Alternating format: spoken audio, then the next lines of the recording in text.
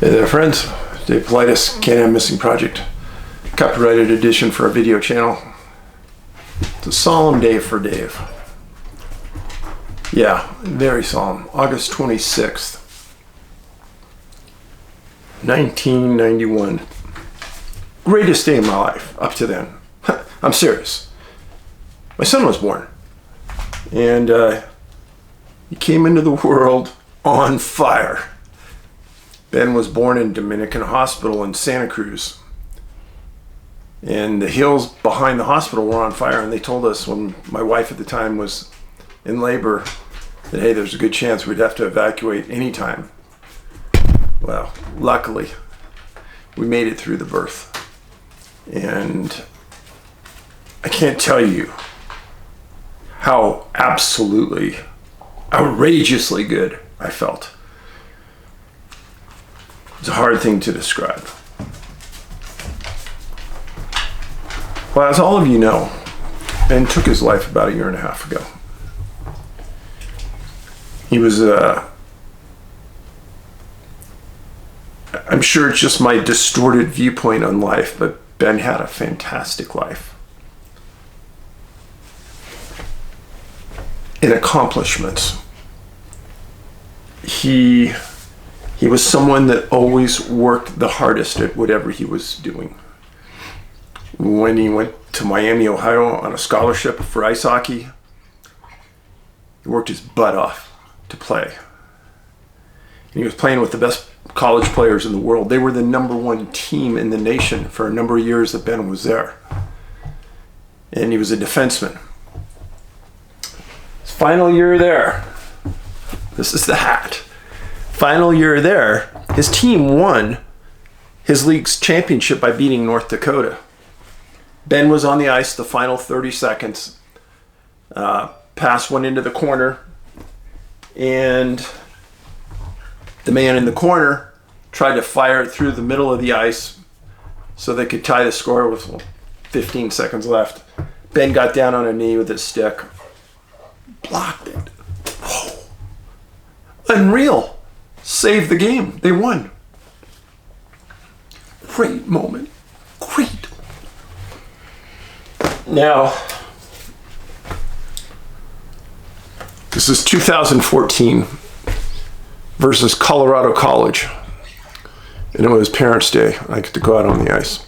I'll show you this picture because the coat I was wearing at the time was really a nice Under Armour ice hockey coat for Miami University, their team. And I wore it all 4 years, every game. And what happened was I thought, I'm just never going to wear this thing. So there was another dad for a freshman defenseman.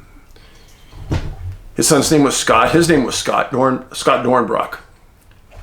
Big, strong, really good kid. And I thought, you know what I'm going to do is I'm going to give his dad my coat. And we'll just let it go into perpetuity. And Scott Dornbrock got the coat, put Ben's name on it, put his son's name on it, and the years they played, and then Scott, after his son graduated, passed that coat on to some other defenseman. So it made me feel good that it was almost living somewhere. But over the years, Scott's been a really good guy. Both Scotts. His dad got a hold of me about 6 months ago and said, hey, Dave, I run this charity, or I work with this charity. And it's Make-A-Wish. And I wondered if you'd help me with it. I gave him a donation. And he, in turn, I didn't know he was going to do it. That's Ben. He in turn rode that bike race for Ben. And they had this on a big sign. I thought, wow. And then he sent this to me.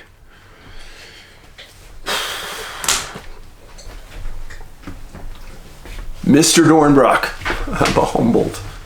Very humbled. Those are the kind of people I've met since Ben died. Hasn't been an easy course of life for Dave. Not a real happy person sometimes, but I put the face on and I go for it every day. When I have these kind of moments that I talk to you, it humbles me to no end. And you say, well, Dave, why? What's going on? And I'll explain a couple things. Back when I first started to talk to you, and I did Ben's video announcing his passing, I got a few dozen letters and emails from some people saying, well, Dave, not many people talk about this. And you made me think differently about taking my own life. I got a lot of those letters. It's hard to believe, since COVID, how bad the mental health in our country has gotten.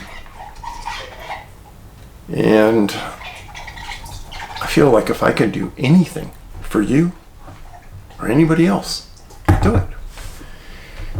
Huck's in the room. She's right under the tripod playing with her toy, so keeping Dad company. Well, one of the side notes for talking about suicide, that was her. Side notes for talking about suicide has been a whole bunch of letters I've gotten, a couple dozen.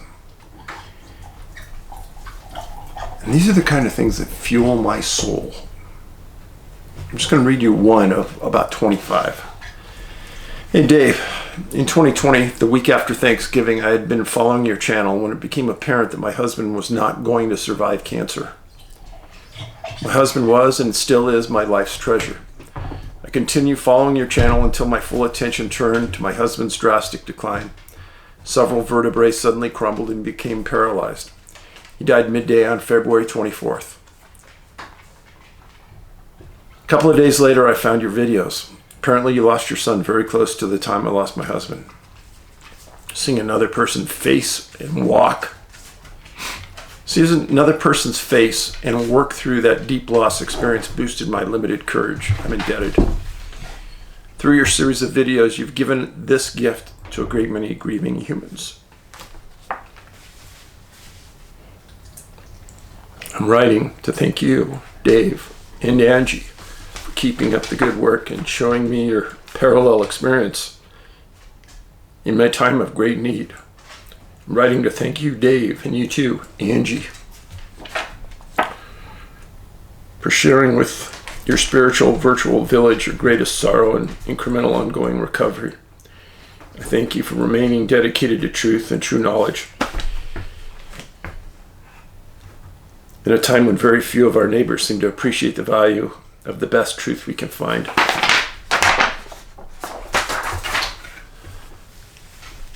Yeah. Yep. It's a Huck. Get out of there. Gosh, every time I'm talking to you, she knows she's getting into trouble. So I go around, I read those letters. And friends, I am truly humbled. If I can just help one person, it's been a good day for Dave. I don't really need anything. Those letters fuel my soul, though. My life, when I was a dad, still am a dad, centered on my kids. Nothing meant more. Nothing.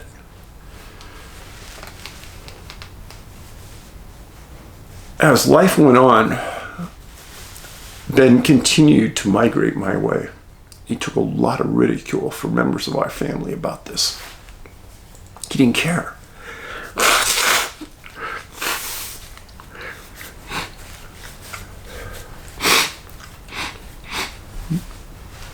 Ben was way too smart to be intimidated by others. He wasn't intimidated on the ice.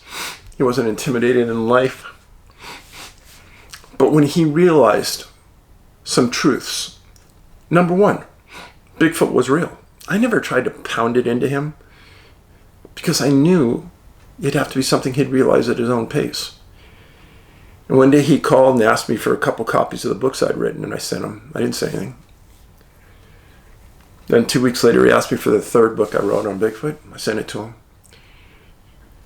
And then he told me he was going to read a couple other books, and he named them. About a month and a half later, he called me, and we had this 2-hour talk about life,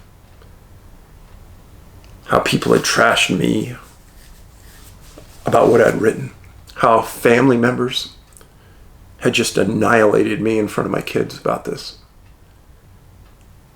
and tried to separate me from them. But Ben came back. He said, Dad, I'm 100% with you. We got to do a Bigfoot movie. And we talked about it, and it was something that was on the board. And even after he moved away from the film industry, I still razzed him all the time saying, hey, you promised. We're doing a Bigfoot movie, remember? He'd always say, yeah, I said that.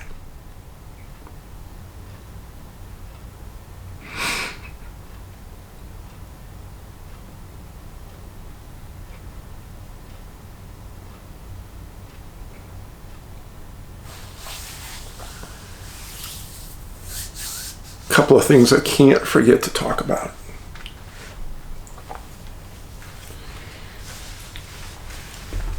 Angie and I went to a 12-week class given by this organization. I can't say enough nice things about them. I can't say enough. I met people that went through the program, young people. I met old people. I was stunned by the amount of bipolar people there were in the world. And then afterwards, I became stunned by the number of people that took their lives in the last year and a half. I'm stunned. When Ben took his life, I was told by one of the LA County assistant coroners that the public will never know how deep this hurt goes because our government's never going to tell us. But she was one of the deputy coroners, and she said, Dave, the suicides in LA a year and a half ago were up almost 800%. 800%.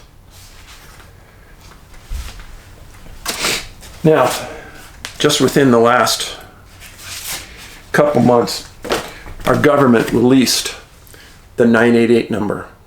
Embed this in your brain. Call this if you need to talk to somebody about mental health. It'll help. It's free. It's ran by our government. 988, remember that. Some of the pictures back here. Ben and I on the ice together, Parents' Day. This one we made, Missing 411, the first movie that Ben directed. We're on the Big South Trail where Jared Adodero disappeared. We had this young boy with us who was an actor, who was a great little actor. And his parents were there. But I told Ben, I said, hey, you keep one eye always on that boy when we're on this trail. And he goes, Dad, I'm not letting him out of my sight. And he didn't. And the relationship he drew up with that little kid was amazing. And then Ben came out to visit for 3 weeks, and I wanted Ben to have a little humbleness about him. This is when he was in ice hockey. And I wanted him to know how bad the homeless problem was in Denver. I wanted him to see and meet some of the people. So we spent a day at the Denver Rescue Mission. And I know he came out of there humbled.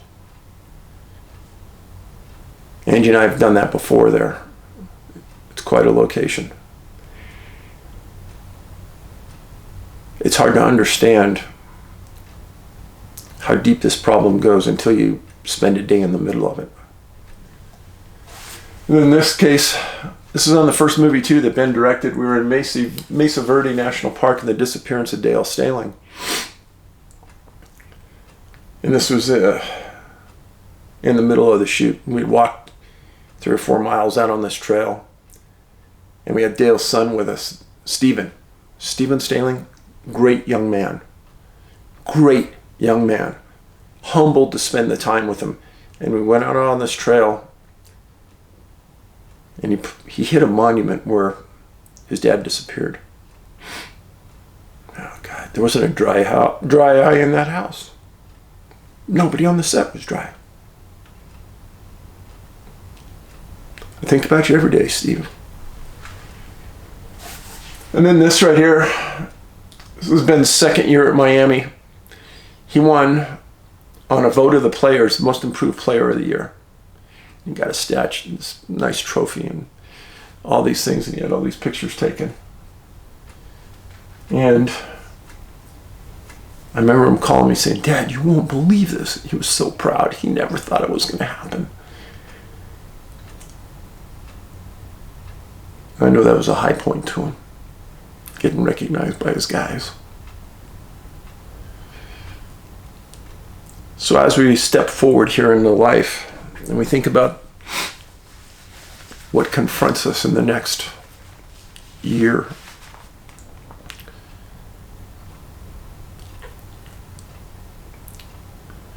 good things happen to good people. I have always believed that. A lot of great things have happened in my life that I never, ever would have imagined in a million years. And then on the yin, and then you have the yang. I've had things happen to me in this life that I never would have thought in a million years.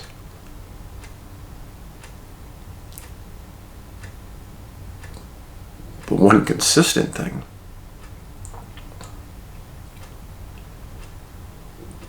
is that I never have stopped trying to be a good person, to pull myself out of the depths I've been in my life. A lot of people abandoned me.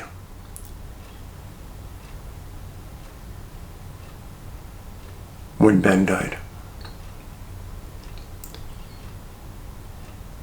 People couldn't face me, didn't want to talk to me, didn't know how to address me. Still to this day. It's been a huge, huge, deep well to get out of. A lot of those have been some of my best friends my whole life for 50 years.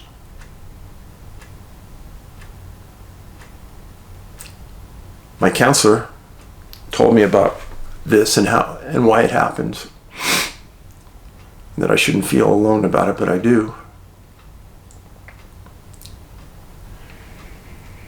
And then that counselor that I happened to be seeing for 8 months at that point said, "Hey Dave, I've never told you, but I'm a head of this organization called the Good Grief Group." And what they are, here in Montana, they take kids from all over the state that have suffered a tragic loss. Mom, dad, brother. Something devastating. They take them on a retreat up onto this mountain lake. They have counselors there and peers, and they work through the weekend and talk to them about grief and how to move forward and all these things that were never taught in school. And parents that never learn those tools in life. And I want you to pay attention to this because I've never asked anybody for a thing. This is not for me. Top right corner of the picture, it's a Whitefish Community Foundation. And that's what you Google, Whitefish Community Foundation. And they represent maybe 40 different nonprofits. And one of those nonprofits they represent is the Good Grief Group. And during the next couple weeks, there's a matching dollar for dollar for everything that's donated. I just made my big donation. And after seeing firsthand, going to the lake, being invited to go, just be a part of the ceremonies and the closing end of it, to see all these young people that have gone through tremendous loss. And then to see the rallying around them with these supporters, counselors, assistants, amazing. Now, when I first started to go to a counselor for grief, I didn't know anything about it. I'll bet you don't either. Do you know what kind of tools we have in our toolbox to cope with grief?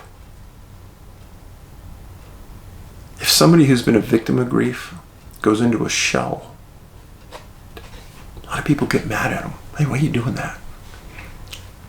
You learn why people respond the way they do.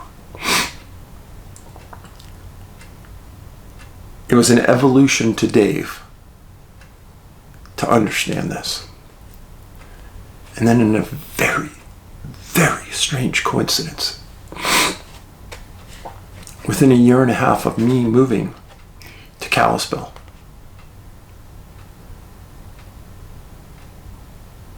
we have 10 kids in the high schools. There's only 2 in the valley. 10 kids in the high schools around here all take their lives within 18 months. Couldn't believe it. But the only real reason I knew about it was because I was involved with the people at the Good Grief Group. They told me. It didn't get any publicity, hardly at all. There's a few news articles, but nothing that understood the depth of it. And the depth of it just dug a core right in our county because people were willing to talk about it. But in these big cities, nobody's talking about it. Oh, it's happening. I told you I knew it was happening in LA because I was told. But I also know it's happening in a lot of different cities. It's probably one of those things that in 30 or 40 years we might learn about. The side effect of COVID. Yeah, when kids couldn't go to school, when they couldn't socialize, when they had to wear a mask. When their entire world of life changed, when they couldn't play sports. When they couldn't be kids.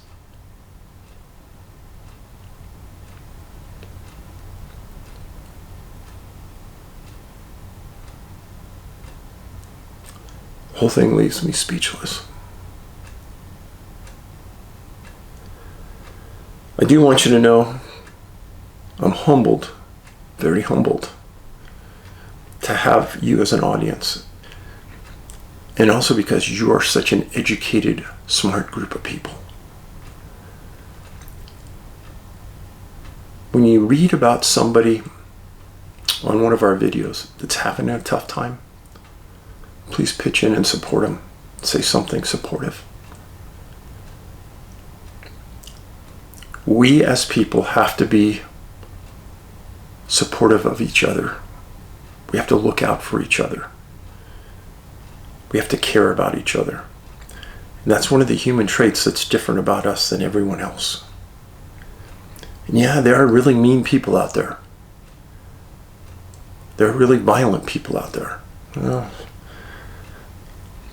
I've seen them in my life. I've been around them. But that's not you and me. We're better than that. Well, I'm going to say a few prayers today. One of my biggest prayers is gratitude.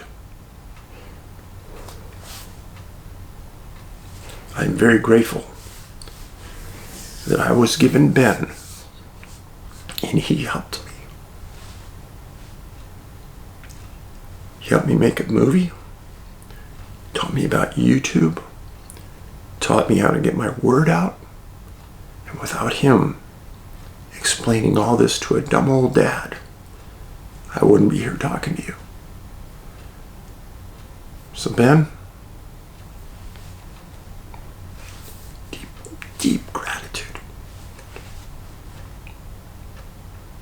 Be nice to somebody out there in life. Paulides out.